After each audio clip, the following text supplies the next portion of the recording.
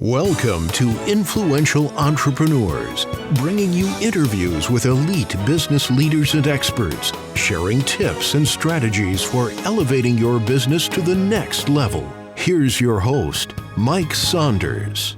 Hello and welcome to this episode of Influential Entrepreneurs. This is Mike Saunders, the Authority Positioning Coach. Today we have with us Eunicia Peret, who's the CEO and founder of the Empowered Financial Planner. Eunicia, welcome to the program. It's a pleasure to be here, Mike. Hey, so I always love learning from people and their perspectives and how they serve their clients. And one of the first questions I always love to ask is, what is it about financial services that got you interested in the industry, and what your entrepreneurial journey has been like in this point, up to this point in your career? Well, it's a great question. And the reason it's a great question is because I've always been in some form or fashion at the intersection of strategy consulting and financial services. So before I actually started working with individuals in small companies or smaller companies, my focus was on Fortune 500 companies, the office of the CFO, which is really the finance organization, and companies across industries. But a big majority of my time in strategy consulting was actually spent on financial services companies. Think of banks, insurance companies, the like. So just a really beautiful intersection between the operations of finance and finance as an industry. As far as my entrepreneurial journey in working in the capacity that we're working now, really started and spun out of our own personal needs. And as a strategy consultant, having had the ability to take a step back to assess what had been happening with our own wealth strategy platform, our wealth optimization efforts, as I now call them, they were not there. And the reason they were not there was because of all of the pitfalls and blind spots that we were experiencing, very much the same as other successful business owners, but also high income, high earning individuals out in corporate America. You know, and I love how you mentioned the word strategy, because isn't that the case that a lot of times people just feel like, just give me the goods, tell me where to put my money or tell me what to do. But in reality, it's the similar as like ready, aim, fire, where people just want to go ready, fire, fire, fire, not even aim. So the strategy is the aiming. So is that a recurring theme and thread through your guiding your clients? Is let's figure out what you need, and then we put together strategy, and then only then can we talk about here's some things we can be doing. Absolutely. As a matter of fact, my belief, as we call ourselves wealth strategist, because a big part of working with clients is not even looking at, what do they need? It's understanding what is it that they want, that maybe they don't know how to articulate, or maybe they're articulating, but the actual pain points are different. So we work with them to really understand what is it that they ultimately need their wealth to be doing for them. What do they need their money to be doing for them? Yeah. Because only once we understand those deep internal struggles or desires can we then start focusing in on what are the things that could potentially resonate with their specific situation. And going through that process, what we found is that individuals then are able to set aside the fear, set aside the angst, set aside that desire to maybe just have somebody else, to your point from earlier, just do it for me. Now they're more vested because they understand that it's really not a big black box. It's something that should give us joy if done properly. Well, I forget whether this is a psychological thing, but you've probably heard this before. It kind of goes like, well, people just don't know what they don't know. Right.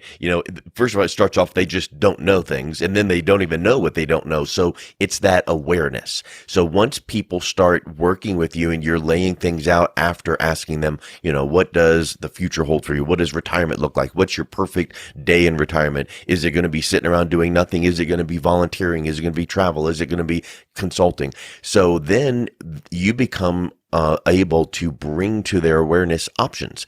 And I think that dials in some clarity to kind of go, okay, retirement was this big, fuzzy word. Now it's starting to come into focus.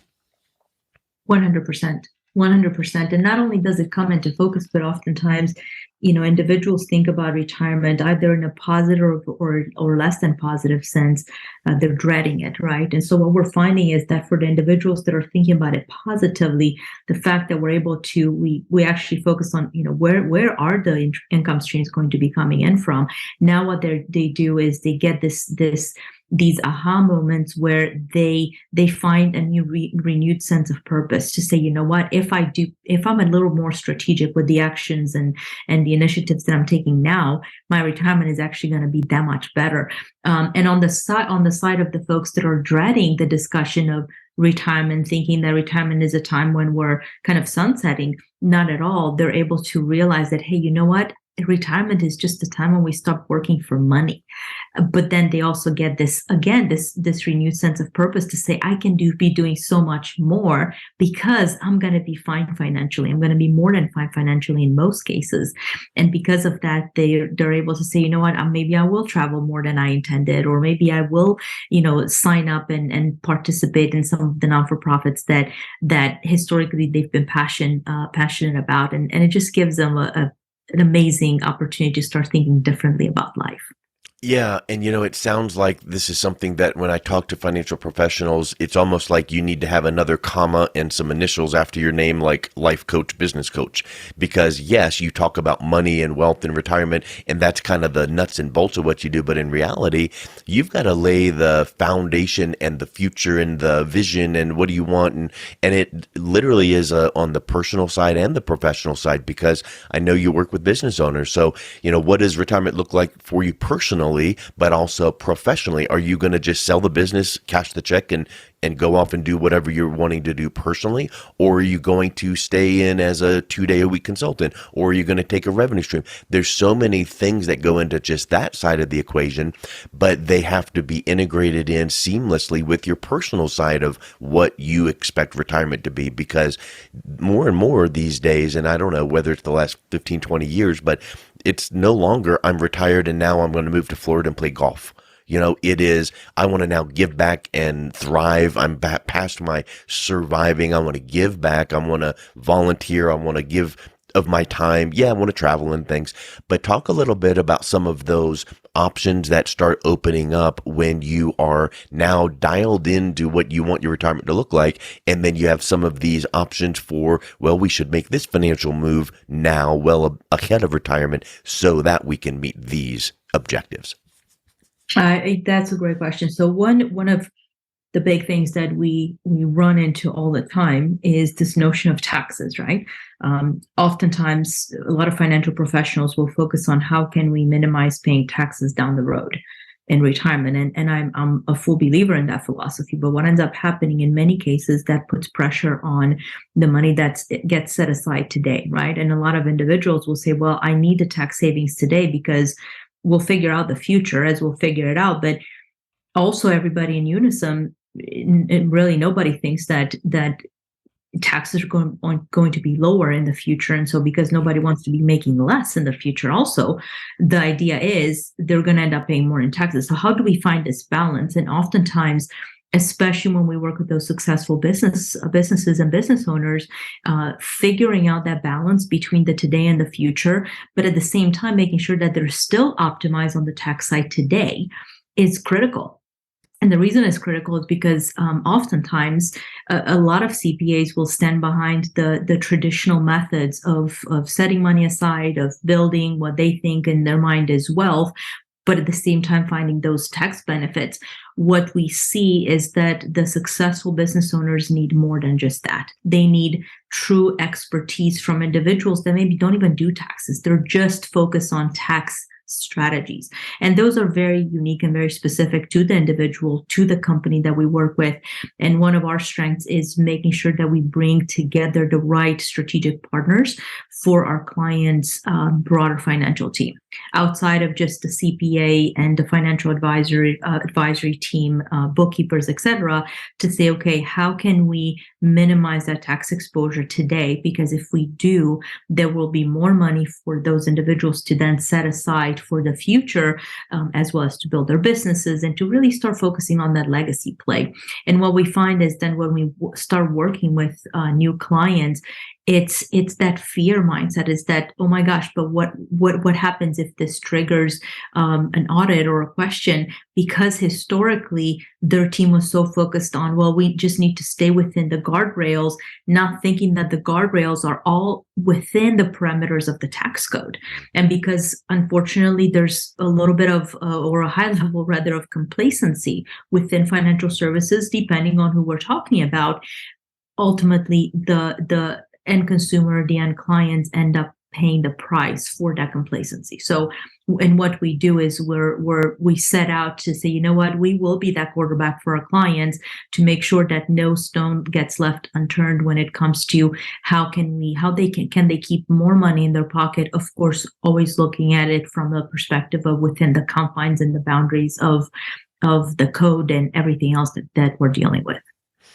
You mentioned taxes, and we don't know where taxes are going to go, but given the way that the government spends money and creates debt and deficit, we know that taxes have to remain high or go up, and we know that. So without getting into details there, we just know taxes are a fact of life. We have to deal with them now and later, and they're not going to go down. So I think that's an urban myth, is, oh, your taxes are going to be lower in retirement.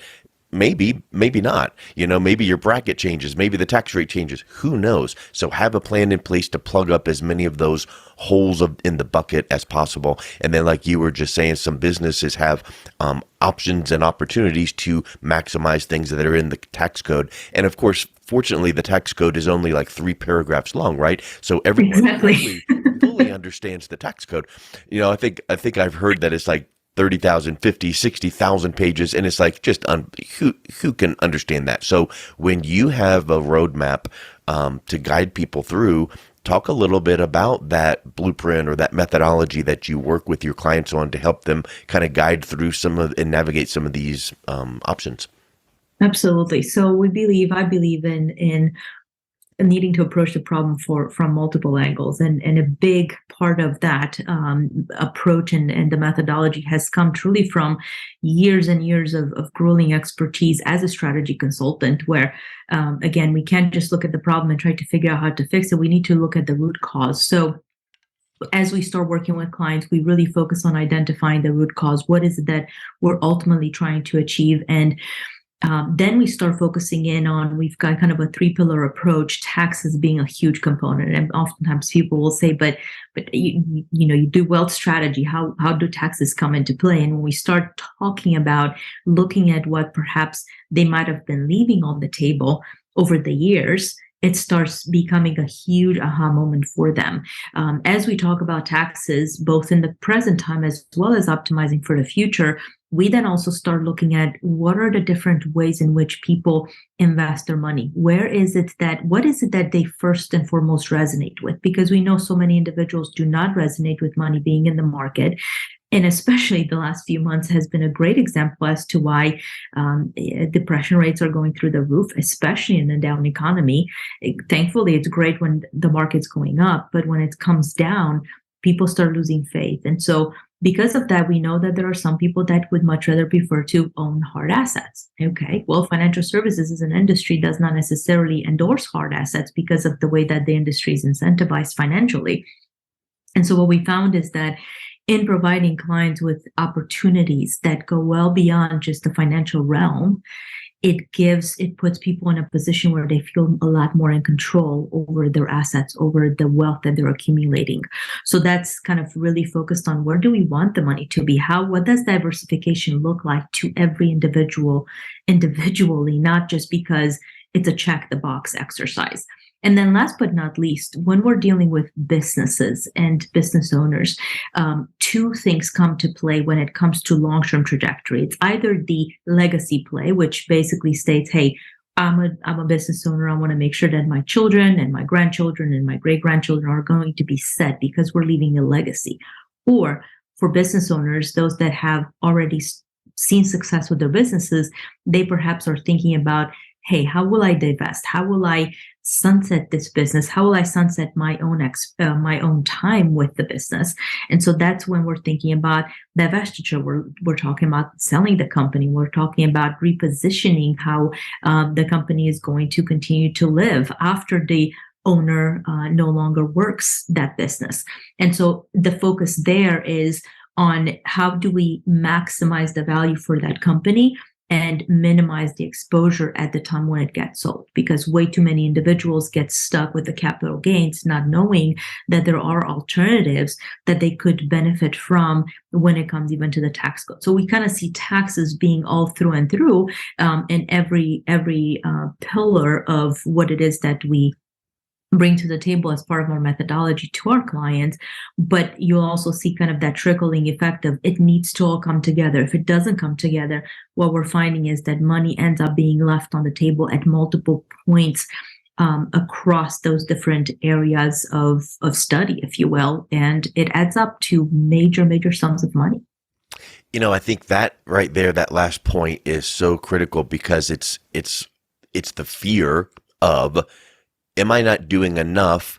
And I feel like I am doing all I can do, but then you tap someone on the shoulder and going, look behind you. You're leaving a trail of $100 bills walking down the road, and it's just coming out of your pocket, and you keep putting more in and it keeps flowing out. So we need to find that money and find a way to stop up the hole. You already have the resources. You already have the money coming in, business, personal. But I think the big aha for people is, you're not necessarily saying we need to show you how to work harder and make more and do more. It's, let's start with what you're already doing and not have you have money and opportunities fall through the cracks. 100%. As a matter of fact, we're working with a client now that has a company that focuses on the medical industry, basically a sourcing company, and it was the way that the business came about. It was through a partnership, and there was just a lot of mess and a lot of chaos. And there was an unfortunate passing of that partner. And our client basically said, I just want to see it done. I want to see it put behind us. And I said, listen, you're literally impacting the lives of so many physicians out there, because we know that physicians they're overworked, they're tired. There's a high rate of burnout. You're actually in a position where you're helping those ladies and gentlemen. What if you were to just find the drive to continue to add value in a way that is more meaningful to you? What will that mean to so many of those lives that you're touching every single day? But at the same time, you're building a business that at the end of the day, when you do want to sell it, you're gonna be able to demand a bigger multiplier, a higher multiplier on it. And we met not 2 weeks later, and he said, Eunicia, I sat down, I thought about what you said, and it's brilliant. He said, everything is already there. I just needed that guidance and needed the vision to see that we are making an impact. And oftentimes, I think it's hard for people just being buried in their business activities day in and day out to be able to surface and to look at things from the 30,000 foot level, to realize the impact that they're making, not just to their bottom line, but to the bottom line of those around them, and the networks that they operate in and they add value to. Yeah, the ripple effect. Yes. Like that example you just gave, if that person was ready to just throw in the towel and move on and sell, or, cash out and just be done, maybe like taking your advice, maybe they could kind of rekindle their passion if they found someone to come into the business and do all of the things that they just hate doing, whatever those might be, right? If that person were to write down every 15 minutes what they did in their day for 2 weeks, and then you came alongside them and said, you shouldn't be doing this, and this. So bring in a whatever, CFO, CEO, whatever the case is, and then you become the figurehead, you become the whatever title you want to call yourself, but you just step in and do only the things you love doing that get you energized, and you know that this other person is doing all the other stuff well because that's their area of expertise. And now maybe you go, wow, maybe I am making that difference, and I'm working way less stress. The money might be less because you're paying some new person, but you're thrilled because you're still in the business and it's growing and building equity and being tight. And then, like you said, maybe the multiples look way better down the road when you do want to go and sell it. But the bottom line is, you come home from work at night feeling way more energized than the grind that you're feeling right now.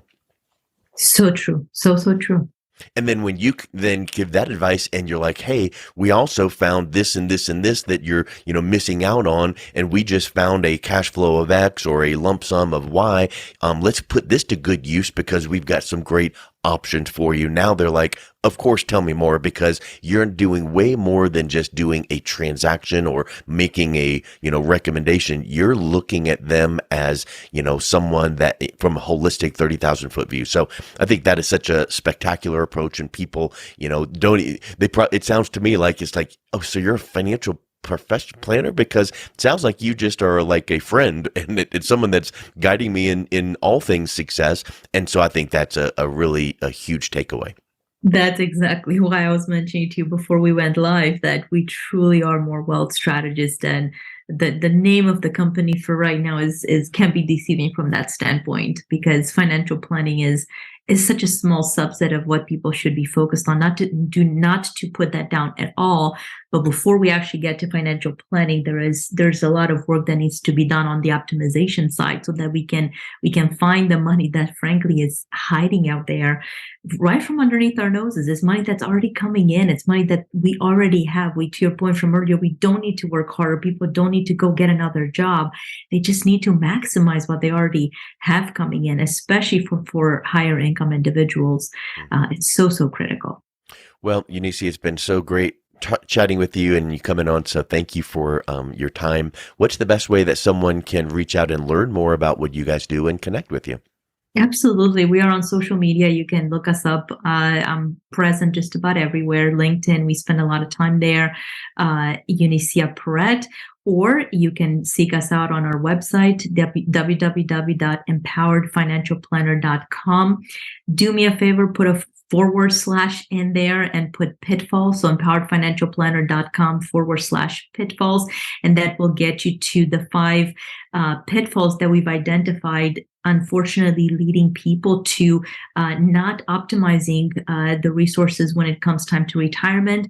Whether you're younger or you're closer to retirement, those are key things to keep in mind. It's an easy read. And if folks find it informational and they want to learn more, it'll give you an opportunity to schedule a call with someone on our team. And we look forward to hearing from you. Excellent. Thank you so much for your time. It was a real pleasure talking with you today. Likewise, Mike. Thank you so much for having me. You've been listening to Influential Entrepreneurs with Mike Saunders. To learn more about the resources mentioned on today's show or listen to past episodes, visit www.influentialentrepreneurssradio.com.